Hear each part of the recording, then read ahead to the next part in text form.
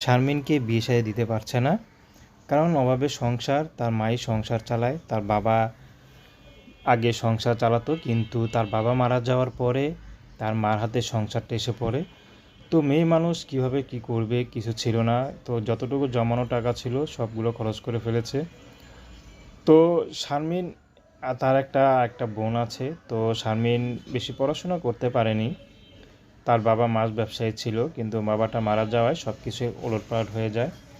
তো শারমিন এখন ইউটিউব এসেছে বাধ্য হয়ে, কারণ শারমিন চাচ্ছে ভালো একজন মানুষ যে তাকে মনের মানুষ করবে বা বিয়ে শাদী করে পাশে রাখবে। শারমিন কখনো প্রেম ভালোবাসা করেনি। শারমিনের একটি কথা যে আমার ভালো মানুষ হবে, যে সুন্দর একটা যদি মানুষ পেয়ে যায়, সে যেমনই হোক, হোক বিবাহিত বা বয়স্ক বা তার ঘরে ছেলে সন্তান থাকুক, কোনো সমস্যা নেই, আমি তাকে বিয়ে শাদী করবো। কিন্তু সে যদি আমার মাথার উপরে একটু ছায়া হয়ে দাঁড়ায়, পাশে থাকে, তাহলে তাতেই খুশি। তো এই ছিল শারমিনের জীবনের সংক্ষিপ্ত জীবন কাহিনী। তো প্রেম ভালো